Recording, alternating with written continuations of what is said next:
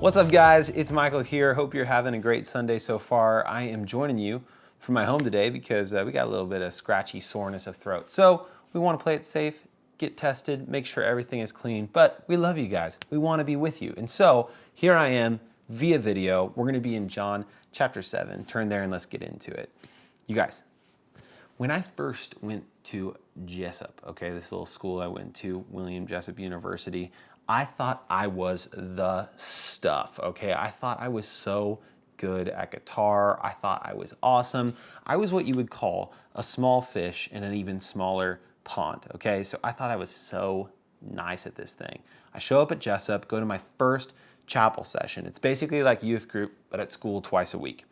What happens is they start playing this awesome worship jam, doing their thing, and this guy gets up there and he starts playing the most boring guitar part I've ever heard in my life. Just like exactly like the record, no nuance, no difference, just exactly the way it was played on the album.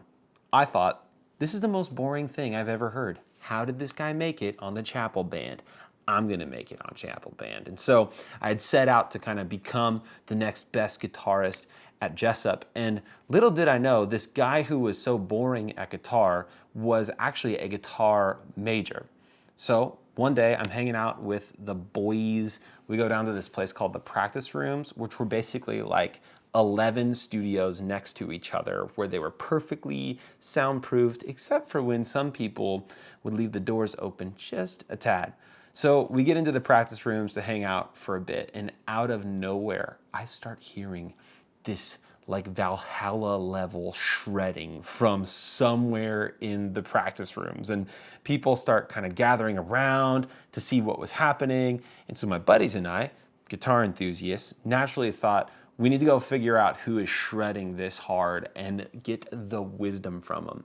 So we start making our way down this row of practice rooms, and through the kind of crowds of people, I saw the headstock of a Stratocaster, my favorite guitar. And then I start to see these hands just sweeping along, boys, like going for it. And as I get closer, I see no other than the boring guitarist from chapel.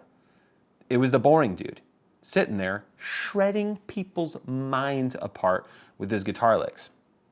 You see, I had totally misjudged this guy. I started talking to him after he was done wowing the small crowd that had formed. And he began to say how he loved guitar and how important it was to him, and the ways that he focused on getting better was playing things exactly like the studio musicians who recorded the record.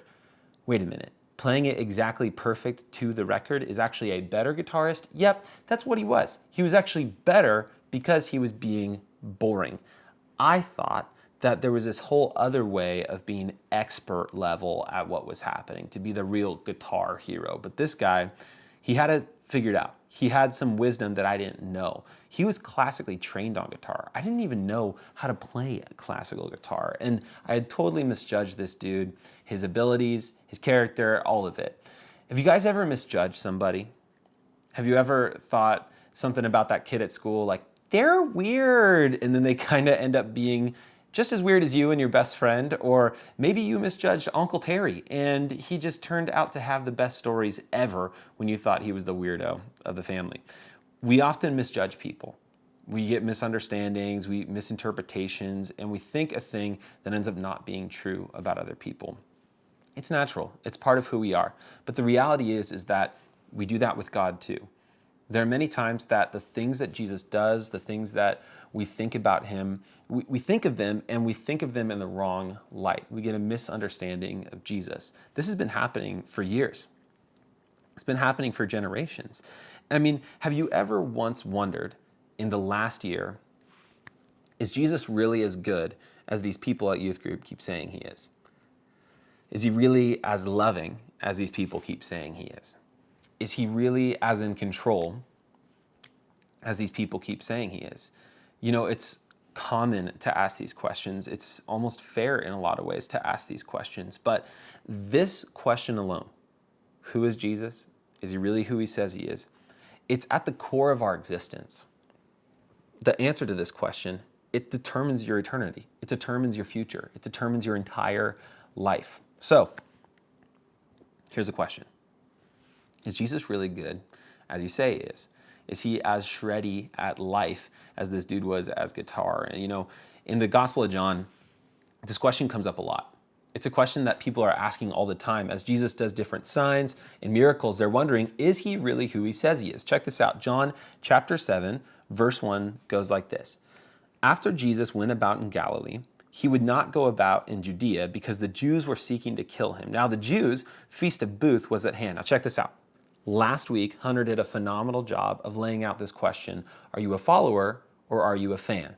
Right? And what we saw is these crowds and crowds of people that came after Jesus, they weren't his true followers. They were just fans. And the moment things got deep, the moment things got real, they pieced out. These guys right here, where Jesus is right here, he is now in a place where he's not around these people who ditched him anymore. He's just kind of back near where he used to do his thing. And what was happening is there's this major party. I mean, have you heard of the Super Bowl? Yeah, I think it's today. You know how people come from all over who are fans of their sports ball team to be at their sports ball stadium to celebrate? Well, maybe not this year, but in previous years, that's what's happened. The Feast of Booths in the Jewish world at this time, it was the Super Bowl of feasts, okay? They wanted to come through for that thing. They would camp out in tents. They had crazy ceremonies where the priests, get this, they would fire dance, okay? So they would get like poles of fire like those dudes from Hawaii on the vacation your mom took you on last year. They dance, they start going crazy with the fire. They had water ceremonies. It was a huge party. This was the place to be. These people, the Jews, it's usually referring to the religious leaders. They were the ones who wanted Jesus dead. And so Jesus has these brothers who say to him, leave here and go to Judea so that your disciples may also see the works that you are doing. For no one works in secret if he's to be known openly. If you do these things, show yourself to the world, for not even his brothers believed in him. Jesus had brothers. Did you know that? He actually had a handful of brothers. He had James, Joseph, Judas, known as Jude for obvious reasons, Judas, and Simon. He also had some sisters as well. You can check this out in Mark 6:3 or Matthew 13:55 through 56. But these brothers did not believe Jesus was really the Messiah. They didn't believe him. And so right here in this text, they're challenging him. They said, hey, shouldn't you just be going to the Super Bowl to have your Super Bowl halftime show so everybody knows that you're as sicko mode as you think you are? Like, that's where you should go, Jesus. And Jesus is saying, nah, that's not my time. It's not yet it. Check this out, verse 6. My time's not yet come, but your time is always here. The world cannot hate you, but it hates me because I testify about it that its works are evil. You go up to the feast. I'm not going to the feast, for my time has not yet fully come.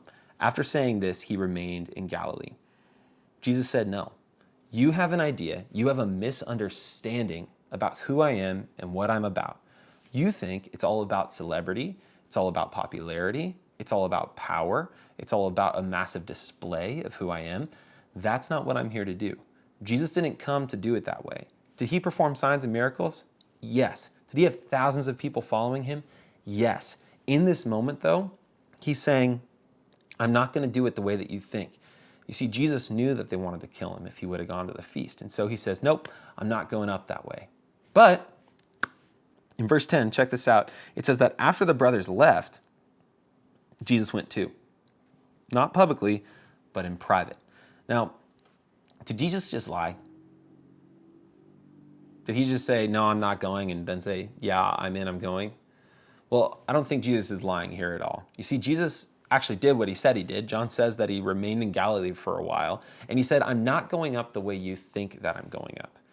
His brothers thought that, hey, if you're this big teacher dude with all these people following you, you should just go in big.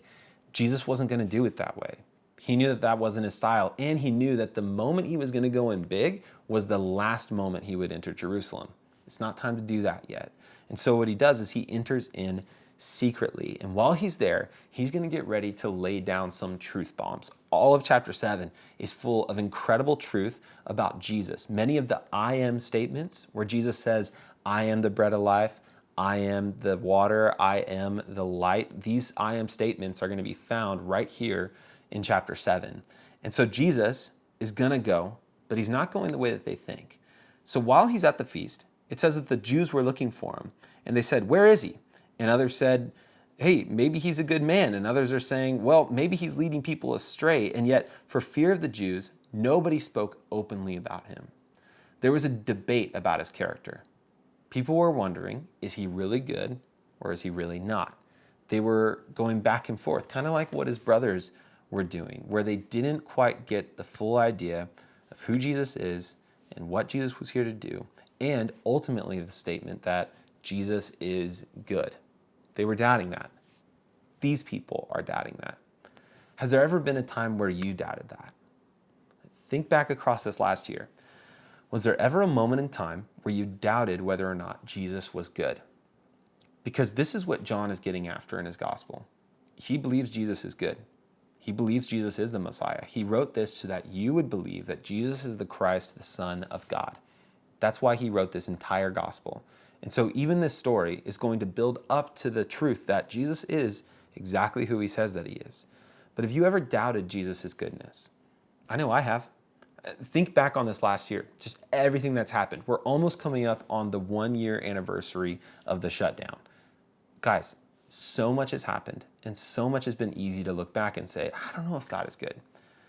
But when I really think about it and reflect on the last year, it is so easy to identify the way that God has been good in this season. You guys, more people have come to faith in our youth ministry in this last year than any of the years previously. Can you believe that?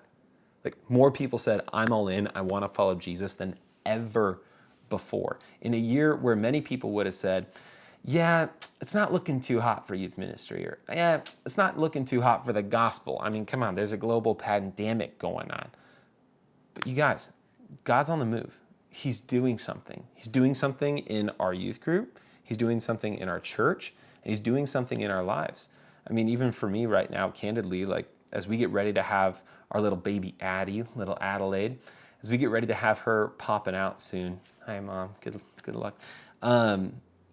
There's so many things that have come up, even just in the process of getting ready to have this child, where I've had to ask the question, is Jesus good?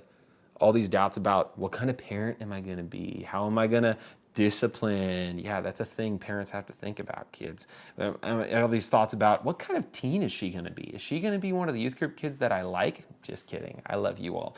But genuinely asking, hey, what's this kid going to be like? What kind of parent am I going to be like? And do I trust that Jesus is good and he's going to make Addie exactly who Addie needs to be?